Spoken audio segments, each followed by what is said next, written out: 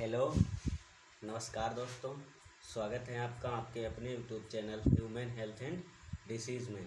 अगर आप एक मेडिकल स्टूडेंट हैं या आप एक एलोपैथ के प्रैक्टिशनर हैं तो ये वीडियो ही क्या, ये चैनल आपके लिए बहुत ही उपयोगी होने वाला है, क्योंकि यहाँ पर हम मानव के समस्त रोगों के बारे में सूचीबद्ध तरीके से जानकारी लाते रहते हैं। यहाँ पर हम सीखते हैं किसी भी रोग, उसके कारण, उसके लक्षण, उसके एलोपैथिक इलाज के बारे में। तो इसलिए आप हमसे जुड़े रहने के लिए चैनल को सब्सक्राइब करें, वीडियो को लाइक करें और वीडियो देखने के बाद कमेंट करके बताएं कि ये जानकारी आपको कैसी लगी। धन्यवाद। चलिए शुरू करते हैं आज का टॉपिक। देखिए, आज हम लोग जिस टॉपिक पर, बहुत ही ख़ास टॉपिक पर चर्चा करने वाले हैं, सो आज के डेट में एक तरीके से मान के चलिए आप, एक ऐसी बीमारी जो आज की डेट में एक सर्वे के अनुसार जो है 1000 व्यक्तियों में कम से कम 200 लोग इस बीमारी से परेशान हैं, जिसे इनफर्टिलिटी या बांझपन कहते हैं। जिसे इनफर्टिलिटी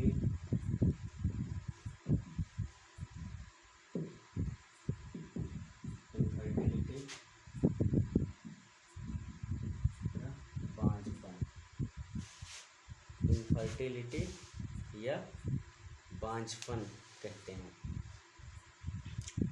देखिए, आप सोचते हैं इनफर्टिलिटी या बांझपन क्या है। इस रोग को बच्चा न ठहरना, फ्यूचर टू कंसीव के नाम से भी जाना जाता है। इस रोग से ग्रसित रोगिणी जो है किसी भी कारण से बच्चा पैदा करने या गर्भ धारण करने में असमर्थ रहती है। यदि उसका कारण ठीक कर दिया जाए तो वह गर्भ धारण करने की संभावना रहती है या गर्भ धारण हो सकता है। इनफर्टिलिटी मुख्यतः 2 प्रकार की होती है, प्राइमरी इनफर्टिलिटी या सेकेंडरी इनफर्टिलिटी। देखिए, प्राइमरी इनफर्टिलिटी के अंतर्गत यानी उसे गर्भ धारण कभी नहीं हुआ हो तो इसे प्राइमरी इनफर्टिलिटी कहेंगे। प्राथमिक इनफर्टिलिटी या प्राइमरी इनफर्टिलिटी। और सेकेंडरी इनफर्टिलिटी में यानी रोगिणी को पहले बच्चा हुआ था किंतु अब काफ़ी लंबे समय से या काफ़ी लंबी अवधि से कोई गर्भ धारण नहीं हुआ है, ये सेकेंडरी इनफर्टिलिटी के अंतर्गत आता है। देखिए, हमने बताया था कि जो है आज के दौर में यह एक समस्या, बहुत बड़ी समस्या जो है देखने में आ रही है। तो इसलिए इसको हम लोग बहुत ही बारीकी से या बहुत ही गंभीरता से समझेंगे। तो हम लोग इनफर्टिलिटी या बांझपन को समझने के लिए हमें पहले फीमेल रिप्रोडक्टिव सिस्टम और रिप्रोडक्टिव साइकिल को समझना होगा। भाई, हमें पहले रिप्रोडक्टिव सिस्टम, भाई किसी चीज़ के बारे में समझेंगे तभी तो उसके कारण के बारे में समझ में आएगा। तो पहले हम लोग रिप्रोडक्टिव सिस्टम के बारे में समझते हैं, तभी जो है इनफर्टिलिटी के बारे में समझ में आएगा। तो चलिए हम लोग देखते हैं रिप्रोडक्टिव सिस्टम की तरफ। तो जो है ये इज फीमेल रिप्रोडक्टिव सिस्टम, ये फीमेल रिप्रोडक्टिव सिस्टम।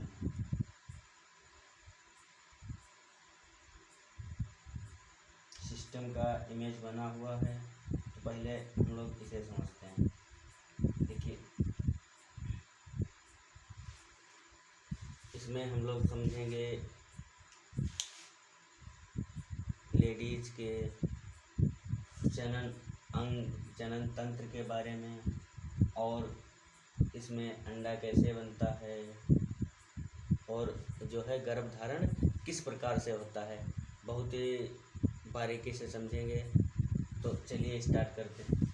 देखिए, here is the female reproductive system image बना हुआ है। देखिए, रिप्रोडक्टिव सिस्टम में मुख्यतः 4 चीज़ें ही होती हैं, ओवरी, फॉलोपियन ट्यूब और ये यूट्रस और ये वेजाइना, 4 ही चीज़ें होती हैं। अब सोचते हैं, ओवरी जो है, ओवरी की लंबाई जो है 3.5 सेंटीमीटर लॉन्ग ये लंबी होती है और 2.3 सेंटीमीटर वाइड ऐसे चौड़ी होती है।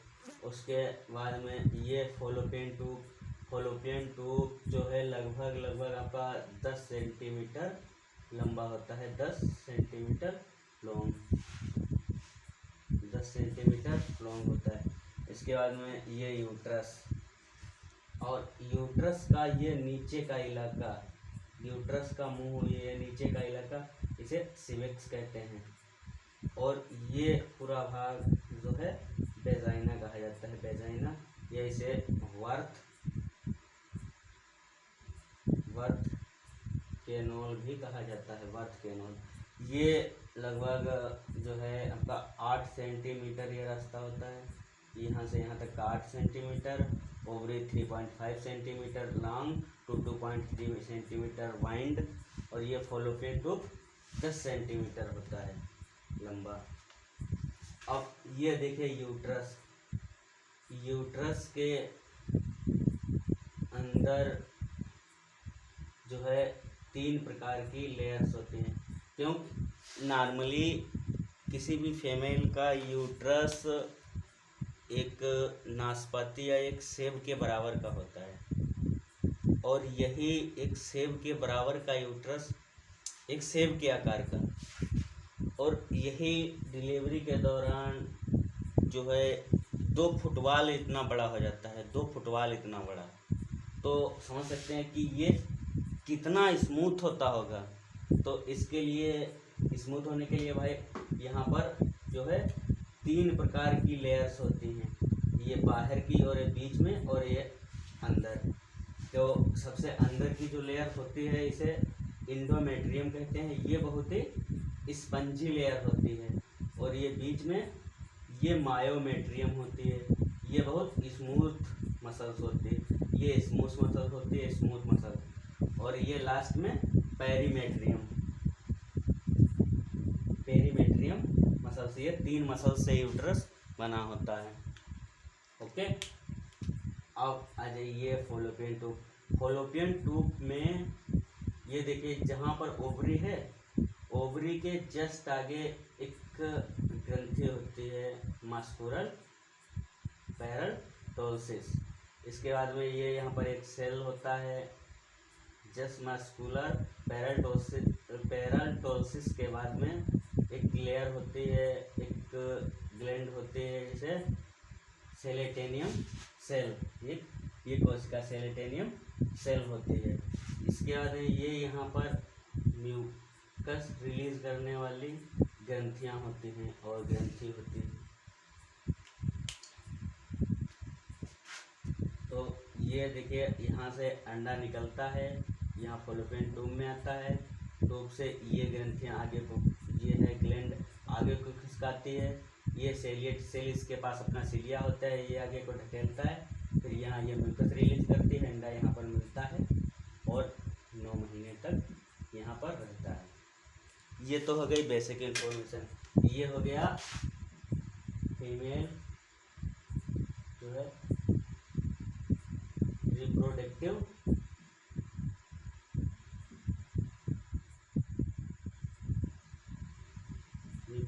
सिस्टम। अब हमको समझना है रिप्रोडक्टिव साइकिल। रिप्रोडक्टिव साइकिल के अंतर्गत हम लोग समझेंगे कि एक ओवरी में अंडा किस प्रकार बनता है और कौन से चेंजेस आते हैं, अंडा यहाँ पर कैसे आता है, और ये ओवम स्पर्म के साथ कैसे मिलता है, और ये 9 महीने तक किस प्रकार से रहता है, इस प्रक्रिया के बारे में समझेंगे। ये प्रक्रिया जो है मेंस्ट्रुअल साइकिल के अंतर्गत समझी जाती है। और ये इसकी संरचना, उसके बारे में हम लोग रिप्रोडक्टिव सिस्टम के अंदर समझते हैं होता है। ये रिप्रोडक्टिव सिस्टम में इसकी इमेज और पूरा चरित्र सीखा जाता है। और रिप्रोडक्टिव साइकिल में अंडा कैसे बनता है और स्पर्म के साथ किस प्रकार से मिलता है। तो अब हम लोग रिप्रोडक्टिव सिस्टम को समझ गए, अब रिप्रोडक्टिव साइकिल को समझते हैं कि अंडा कैसे बनता है, इस चीज़ के बारे में। तो देखिए यहाँ पर समझते हैं। ये हमारा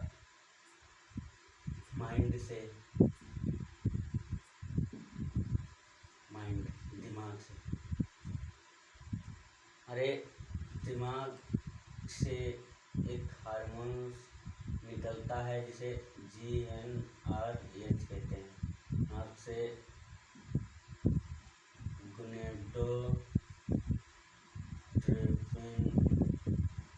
गोनेडोट्रोपिन रिलीजिंग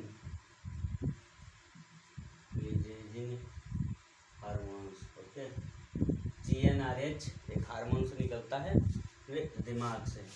वो हार्मोन्स आके पिट्यूटरी ग्लैंड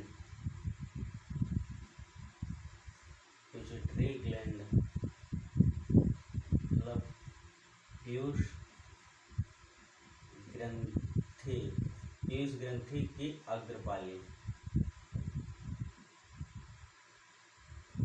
GnRH हार्मोन्स आके पिट्यूटरी ग्लैंड की अग्रपाली पर वर्क करता है। अब यहाँ से एक हार्मोन्स निकलता है, कहते हैं FSH, follicle stimulating hormones. Follicle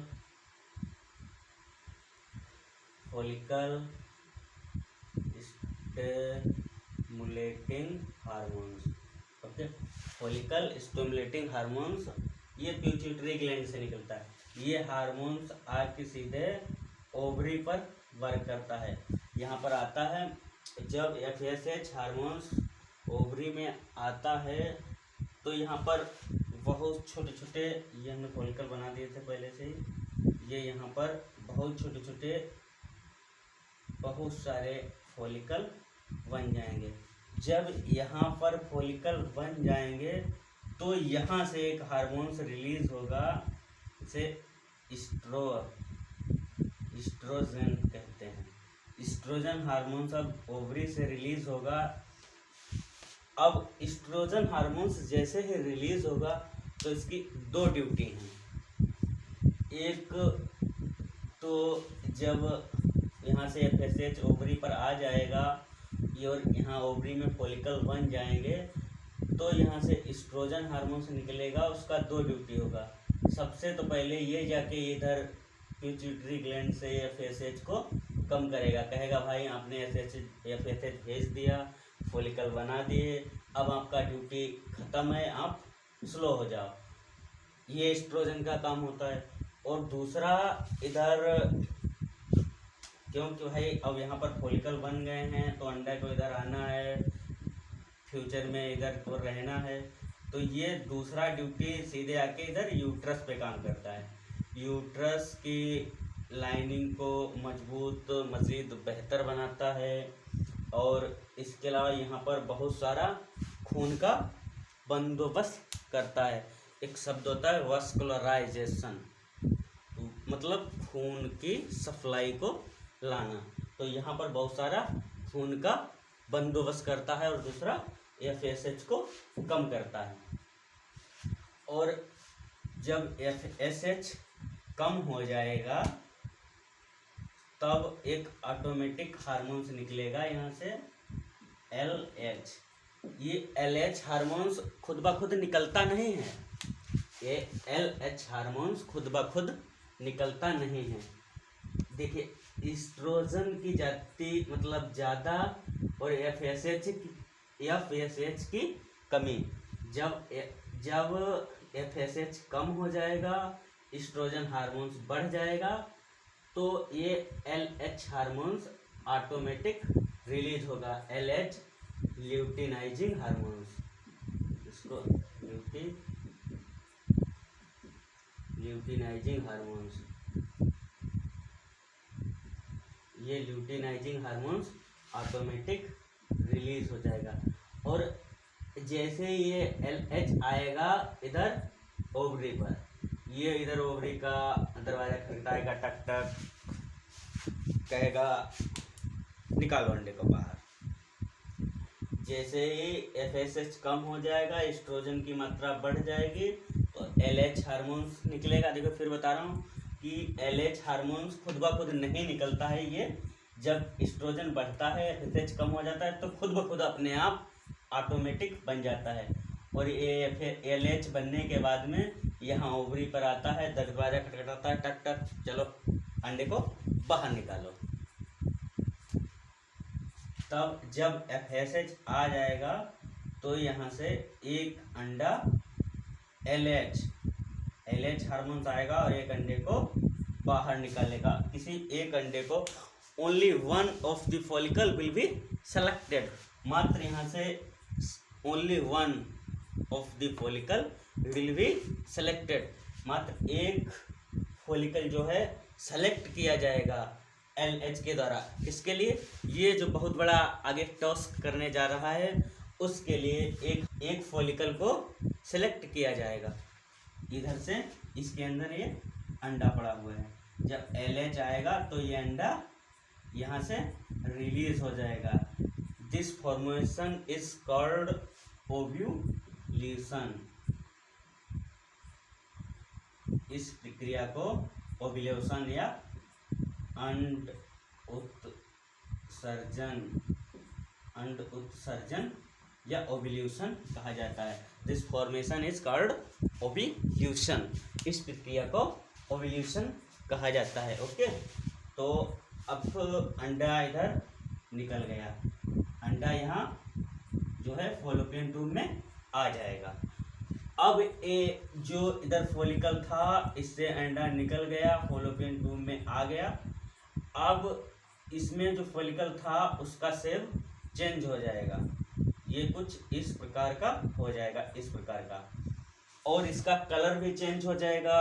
इसका कलर येलो आ जाएगा, पीले कलर का हो जाएगा, इसका कलर येलो आ जाएगा। और इसका नाम भी चेंज हो जाएगा, इसका नाम हो जाएगा आपका ग्रेफियन फॉलिकल। इसका नाम क्या हो जाएगा? ग्रेफियन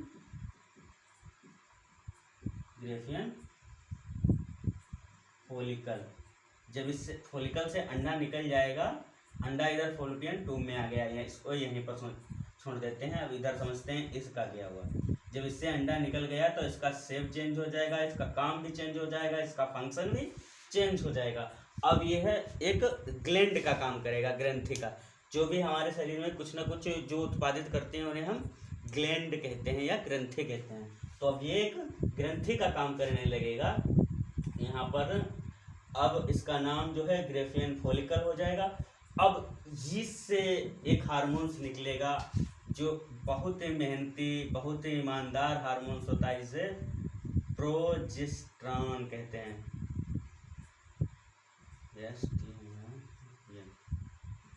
अब यहाँ से एक हार्मोन्स निकलेगा प्रोजेस्टेरॉन। ये हार्मोन्स बहुत ही मेहनती, बहुत ही ईमानदार हार्मोन्स होता है। ये हार्मोन्स जैसे ही निकलेगा इसको पता है कि हमारी ड्यूटी क्या है। ये अब हार्मोन्स पूरे 9 महीने तक ऐसे ही निकलता रहेगा। ये हार्मोन्स जैसे ही निकलेगा इधर बहुत सारा यूट्रस के लाइनिंग को मजबूत करेगा, बहुत सारा खून का बंदोबस्त करेगा और 9 महीने तक प्रेगनेंसी को सेफ रखेगा। देखिए अब ये पूरे 9 महीने तक इसी ग्लैंड से प्रोजेस्टेरॉन निकलता रहेगा और ये प्रेगनेंसी को इधर सेफ रखेगा। उसके लिए खाने पीने का पूरा बंदोबस्त प्रोजेस्टेरॉन ही करेगा। अगर सपोज ड्यूरिंग प्रेगनेंसी के दौरान यदि कभी भी इस प्रोजेस्टेरॉन की मात्रा घटती है तो प्रेगनेंसी खराब हो जाएगी, प्रेगनेंसी फेल हो जाएगी। तो ये लगातार पूरे 9 महीने तक बहुत ही बखूबी ईमानदारी से अपनी ड्यूटी परफॉर्म करता है। ओके, तो इधर हार्मोन्स का काम खत्म। अब हमारा अंडा जो है निकल के फॉलोपियन ट्यूब में आ चुका है।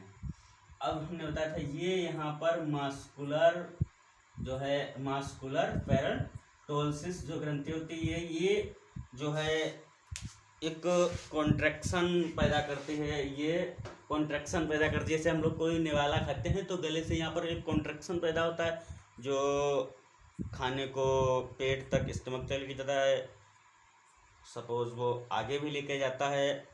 तो जो ये कॉन्ट्रैक्शन होता है ये कॉन्ट्रैक्शन यहाँ पर ये जो है फॉलोपियन ट्यूब में होगा।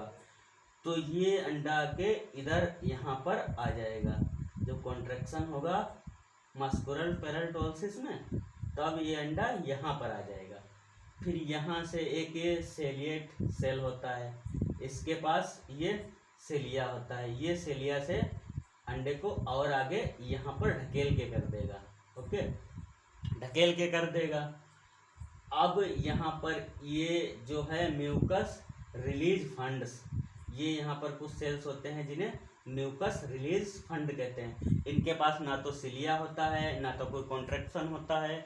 ये क्या करते हैं, यहाँ पर जो सेल्स लगी होती हैं ये बहुत ही चिकना स्लाइवा एक चिपचिपा पदार्थ रिलीज करते हैं जिससे अंडा गीला रहता है और आगे खिसकने में आसानी रहती है। तो ये यहाँ पर आएगा, ये म्यूकस के सहारे अंडा यहाँ पर आके रुकेगा। और सपोज अंडा जब यहाँ पर आ जाएगा उसी टाइम पर मान लीजिए किसी लेडी का शादी हुआ है, उसके अंदर शादी हुआ है तो रिलेशन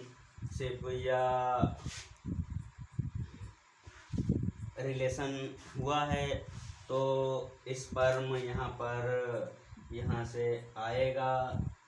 कुछ तो स्पर्म एक बार में 2 लाख जो है एक बार में जो है 20 से 40 जो है 40 मिलियन के लगभग स्पर्म आता है। 40 मिलियन जो है स्पर्म पर ml में होता है। 1 ml में 40 मिलियन स्पर्म होता है। स्पर्म यहाँ पर आएगा, कुछ तो इधर चले जाएंगे जो ख़त्म हो जाएंगे, कुछ यहाँ इसके सारे मर जाएंगे। ओनली एक जो है स्पर्म यहाँ पर आएगा, इस अंडे के साथ अटैच करेगा। जब अंडे के साथ कोई स्पर्म मिल जाएगा तो ये अंडा जो है निषेचित हो जाएगा। अब यहाँ पर जब अंडा निषेचित हो जाएगा तो ये मोरूला बन जाएगा। फिर मोरूला यहाँ तक आते आते ब्लास्टूला में कन्वर्ट हो जाएगा। Morula sperm attached to ovum is called morula. Morula is convert to the blastula and blastula is attached while lining of uterus. यहाँ पर जो अंडा से स्पर्म मिलेगा तो ये मोरूला बन जाएगा। यहाँ तक आते थे ये ब्लास्टूला में कन्वर्ट हो जाएगा और ब्लास्टूला इस यूट्रस के साथ अटैच कर लेगा, क्योंकि यहाँ पर भाई पहले से ही एस्ट्रोजन और प्रोजेस्टेरॉन ने बहुत अच्छे से पूरा ब्लड का बंदोबस्त कर दिया है। ये दीवारें एकदम मस्त बना दी हैं रहने लायक। तो ये इसके साथ में जो है अपने आप को अटैच कर लेगा और अटैच करने के बाद में अब यहीं से जो है पूरे भ्रूण का विकास होगा और 9 महीने तक यहीं पर बच्चा रहेगा। 9 महीने के बाद में जो है 9 महीने के बाद में डिलीवरी हो जाएगी। और सपोज ये शादी नहीं हुई है, इंटरकोर्स नहीं हुआ है, तो अंडा अकेले यहाँ आएगा। प्रोजेस्टेरॉन देखेगा कि ये अंडा अकेले आ रहा है, तो इतना सारा बंदोबस्त किया था वो सब वेस्ट चला जाएगा। सब अपना अपना ड्यूटी छोड़ देंगे और वो पीरियड के रहते बाहर निकल जाएगा। तो समझ गए कि एक अंडा के साथ में स्पर्म कैसे मिलता है, भ्रूण का कैसे विकास होता है। ओके, तो देखिए ये तो था रिप्रोडक्टिव साइकिल के बारे में। अब हमारा मेन टॉपिक है इनफर्टिलिटी वंशवन के बारे में। तो ये तो बेसिक इन्फॉर्मेशन थी समझने के लिए। अब फिर से हम अपने टॉपिक पर आते हैं, इनफर्टिलिटी पर। देखिए, कोई पेशेंट अगर आता है तो ये तो आप लोग को बेसिक इन्फॉर्मेशन के लिए हमने बता दिया। यदि कोई पेशेंट आता है और ऐसी समस्या बताता है तो सबसे पहले हम लोग उसके रोग की इतिहास, मासिक धर्म संबंधी या पहले कभी उसको गर्भ बच्चा हुए हैं अथवा कोई गर्भ जो है स्त्राव हुआ है या गर्भ खराब हुआ है या कोई सफ़ेद पानी, लिकोरिया की शिकायत, कोई दर्द आदि के रूम मतलब इन चीज़ों के संबंध में जो है विस्तृत जानकारी प्राप्त करेंगे। उसके बाद में मतलब कोई चिकित्सा भी चली है तो उसके बारे में हम लोग जानकारी प्राप्त करेंगे। उसके बाद जो है रोगिणी का जो है शारीरिक परीक्षण जो है कोई कुशल महिला चिकित्सक से कराएंगे या कराना चाहिए, जिसमें यदि कोई स्थानीय कारण हो तो उसका पता लग सकता है। भाई यदि कोई स्थानीय कारण हो तो उसका पता लग सकता है। इसके बाद में रोगिणी के मानसिक धर्म जब समाप्त हो जाता है, मानसिक धर्म समाप्त होने के तुरंत बाद ही, मानसिक धर्म समाप्त होते ही एक जांच होती है HSG, हिस्टोरोसोल्विंगोग्राफी, हिस्टोसोल्विंगोग्राफियन या ग्रेफी, HSG जिसे बोलते हैं। एक जांच होती है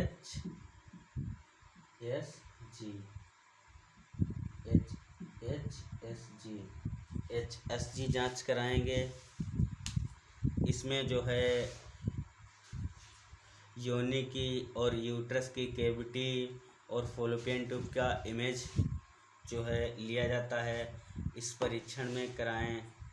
इस परीक्षण में जो है पूरा ये आपका इधर से जो है एक नली डाल के यहाँ ओवरी का, फॉलोपियन ट्यूब का और यूट्रस का पूरा अंदर से इमेज लिया जाता है। तो इसमें यदि कहीं पर कोई यहाँ यूट्रस में कोई, फॉलोपियन ट्यूब में या यूट्रस में कहीं पर कोई गांठ वगैरह कुछ है तो उसके बारे में इसमें पता चल जाता है।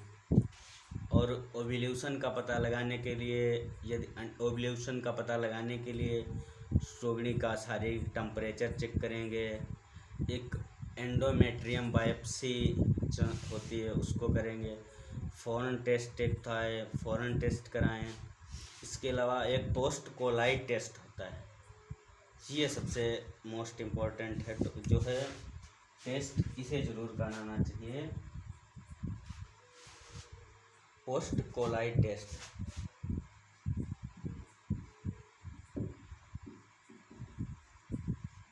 पोस्ट कोलाइट टेस्ट जो है, यह जांच जो है संभोग के तुरंत 4 से 6 घंटे के अंदर होनी चाहिए। इसमें जो है 10 से 50 मिलियन स्पर्म पर हाइट, 10 से 50 मिलियन स्पर्म पर हाइट देखे जाते हैं। ओके, 10 से 50 मिलियन पर हाइट स्पर्म देखे जाते हैं। इसके अलावा जो ये लेडीज़ का, फीमेल्स का इतना जांच कराने के बाद में, इस सब चीज़ों की जानकारी प्राप्त करने के बाद में हम इसके बाद में जो है मेल पुरुष का स्पर्म टेस्ट कराएं, जिसके लिए रोगिणी के जो पति हैं या जो मेल है उसको लगभग 1 सप्ताह का परहेज करने, मतलब संभोग न करने का सलाह दें, या संभोग न करने के बाद में 1 हफ्ता तक परहेज, संभोग न करे। उसके बाद में कोई अच्छी प्रयोगशाला में बीज की जांच कराएं। जांच की रिपोर्ट सामान्य आती है। सामान्य पता लगने पर उसके कौन से कारण हैं उसका पता लगाना चाहिए, या उसका पता लगाएंगे और उसी के हिसाब से चिकित्सा करेंगे। तो पहले हम लोग बेसिक जो है स्पर्म जांच के बारे में समझते हैं। तो स्पर्म जांच जो होता है उसमें कई सारी चीज़ें दिखाई जाती हैं, लेकिन मेन जो चीज़ें हैं मेन हमको देखना है इसके बारे में। स्पर्म टेस्ट में बहुत सारी चीज़ें दिखाई जाती हैं, कई सारी चीज़ें होती हैं, लेकिन हम लोगों को जो रिपोर्ट में मेन चीज़ें देखनी है वो मैं आपको यहाँ पर बता रहा हूँ। मेन चीज़ जो पहली देखनी है स्पर्म अकाउंट। स्पर्म अकाउंट ये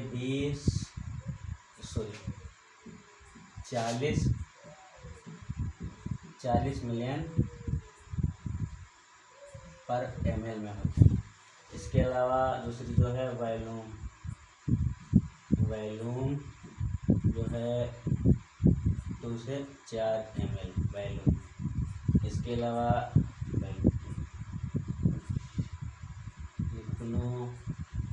लिग्नोफिकेशन ये 20 मिनट। इसके अलावा मोटिलिटी देखनी हुई है,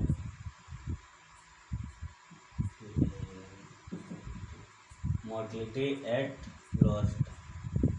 आखिर में 60% मोटिलिटी एट जो है गुड मोटिलिटी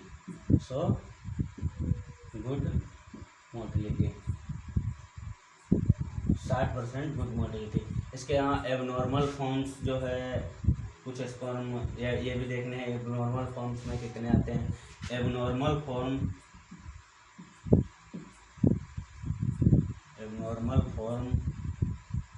ये जो है 20% से ज़्यादा एबनॉर्मल नहीं होना चाहिए।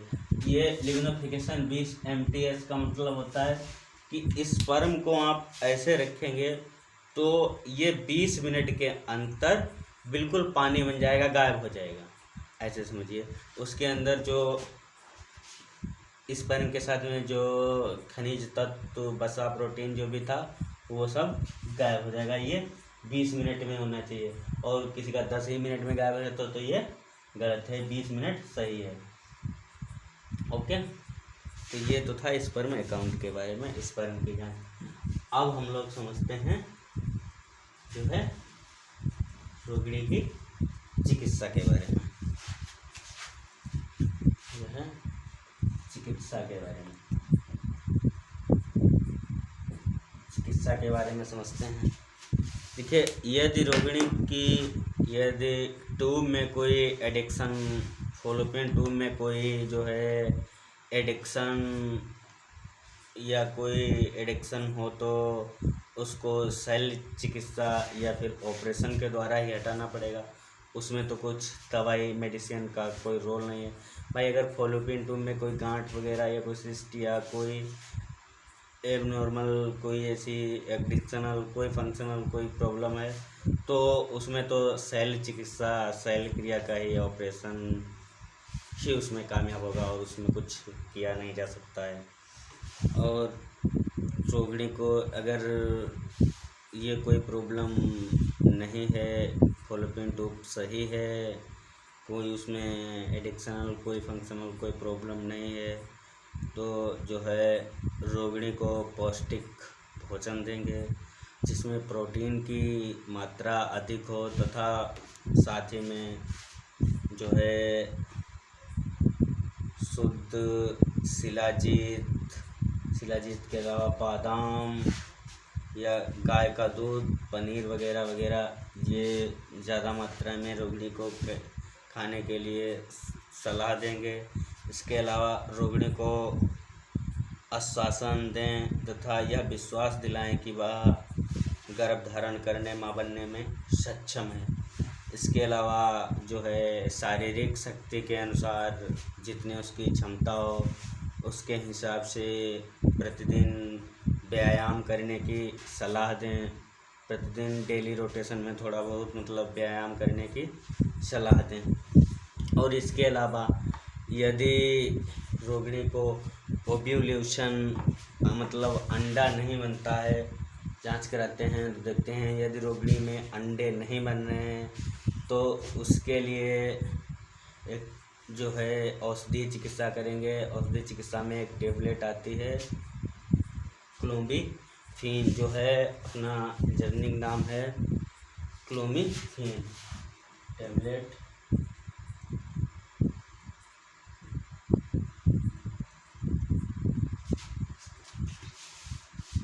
टेबलेट जो है क्लोमिफीन,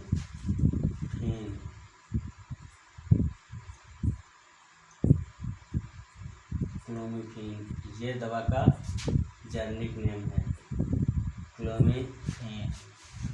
और इसका जो है फर्टोमेट टेबलेट, फर्टोटेब टेबलेट, ये जो हो गया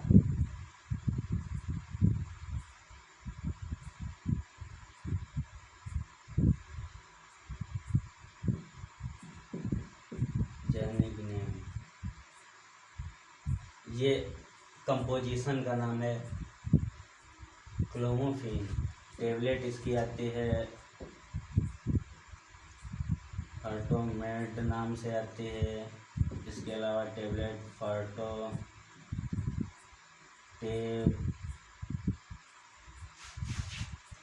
फर्टोटेब नाम से आती है, फर्टोटेब। इसके अलावा टेबलेट जो है रेज्यूम,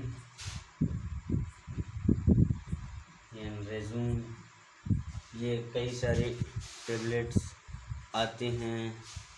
ये फर्टोटेब टेबलेट आपकी सिप्ला की है, और ये फर्टोटेब जो है ग्लक्सो। फर्टोमेट सिप्ला की हो गई, ये फर्टोटेब आपकी ग्लक्सो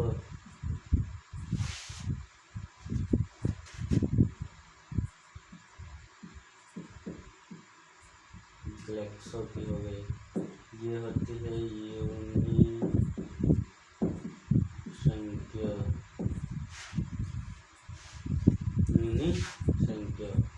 कंपनी की। ये दवा का जो है मुख्य नाम आप क्लोमिफीन। ये जो है 50 मिलीग्राम, 50 mg की ये दवा के टेबलेट नाम हो, और ये जेनेरिक नाम है। 50 मिलीग्राम की एक टेबलेट जो है मानसिक धर्म जो है शुरू होने के 5वें दिन से लेकर 5 से 7 दिन तक देंगे। ये इसमें से कोई एक टेबलेट, ये दवा का मुख्य नाम याद रखिए क्लोमिफीन टेबलेट। ये 50 mg की टेबलेट मानसिक धर्म शुरू होने, जिस दिन से शुरू होता है उस दिन से 5वें दिन, जिस दिन शुरू हुआ उसके 5वें दिन से लेकर 5 या 7 दिन तक देंगे। क्या मासिक धर्म शुरू होने के 5वें दिन से 5 से 7 दिन तक देंगे। ओके। यदि जैसे आपने ये 1 महीने किसी को पीरियड आया, उसके बाद उन्हें 50 mg की टेबलेट, उसके अंडे नहीं बनने हैं, तो हमने 50 mg की टेबलेट दी, 1 महीने खाने के बाद कोई लाभ नहीं होता है, तो उसको दूसरे चक्कर में 100 mg प्रतिदिन देंगे, 50 से बढ़ा के 100 mg कर देंगे। गर्भधारण ना होने पर लास्ट में 150 mg प्रतिदिन। इसी क्रम में आवश्यकता पड़ने पर 200 mg प्रतिदिन, और इससे अधिक मात्रा नहीं दे सकते, और अधिकतम 6 महीने तक ही देंगे। 6 महीने के बाद में देखिए, पहली बार में 50 mg देंगे, अगर ओव्यूलेशन नहीं होता है तो दूसरे चक्र में 100, फिर इसके बाद में 150, और अधिकतम 200 mg तक दी जा सकती है, और अधिकतम 6 महीने तक, 6 महीने के ऊपर नहीं दी जा सकती है। ओके। इसके अलावा दूसरी जो टेबलेट है, दूसरी टेबलेट है डूफास्टोन।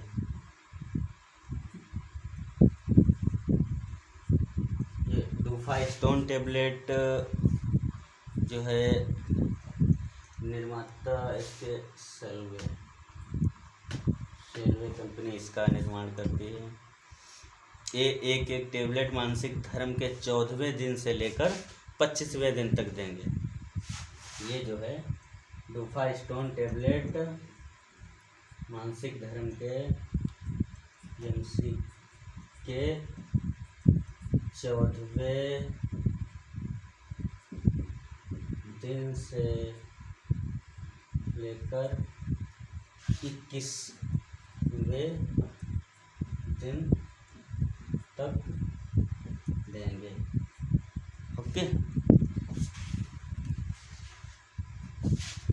ये टेबलेट जो है कार्पस ल्यूटेरियम जो बताया था, जो प्रोजेस्टेरॉन का निर्माण करता है, उससे रिलेटेड अगर कोई समस्या होती है तो ये टेबलेट का इस चीज़ में बहुत अच्छा रोल है। ये बहुत ही अच्छा काम करती है। तो बस हमको कुछ ज़्यादा ट्रीटमेंट नहीं देना है। बस ये फार्टोमेट टेबलेट, ये इसमें से कोई एक टेबलेट मानसिक धर्म के 5वें दिन से लेकर 5 या 7 दिन तक देंगे। अगले चक्कर में अगर नहीं होता है तो 50 से 100 कर देंगे, फिर 150, 200, अधिकतम 200, इससे ऊपर नहीं, और अधिकतम 6 महीने से ऊपर नहीं दी जा सकती। इसके अलावा डूफास्टोन टेबलेट ये सेल्वे कंपनी की आती है। ये एमसी के 14वें दिन से लेकर 21वें दिन तक देंगे। ओके, इसके अलावा साथ में ही इंजेक्शन प्रेगानिल, एक इंजेक्शन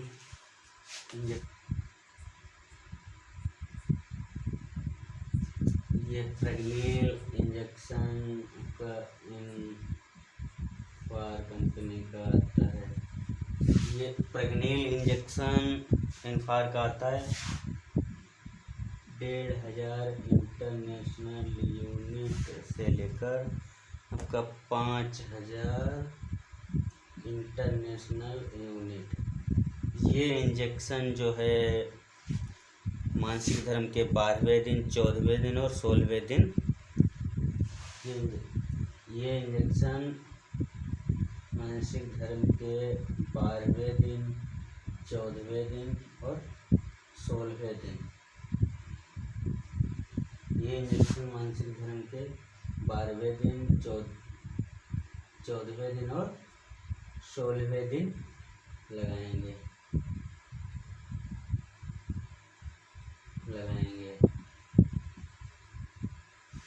और खासकर ये इंजेक्शन जिस दिन प्रयोग करेंगे उस दिन संभोग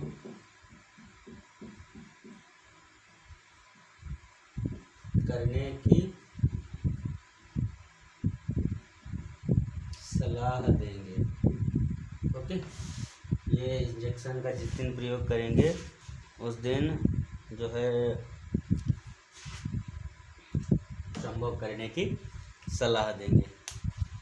तो आज का टॉपिक इतना सब करने के बाद में लेडीज़ को यदि कोई एडिक्शनल कोई वैसी प्रॉब्लम नहीं है, कोई गांठ वगैरह नहीं है, तो इतना इलाज करने के बाद 100% जो है प्रेगनेंसी कंसीव हो जाएगी।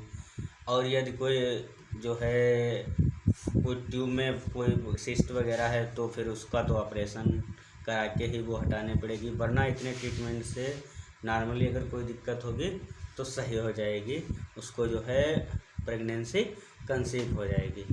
आई होप आज का हमारा टॉपिक समाप्त हुआ। आई होप ये जानकारी आपको अच्छी लगी होगी। अगर ये जानकारी आपको अच्छी लगी है तो अभी चैनल को सब्सक्राइब करें और ये जानकारी अपने दोस्तों के साथ शेयर करें और कमेंट करके बताएं जानकारी आपको कैसी लगी। धन्यवाद। चलिए मिलते हैं नेक्स्ट टॉपिक में किसी नए टॉपिक के साथ।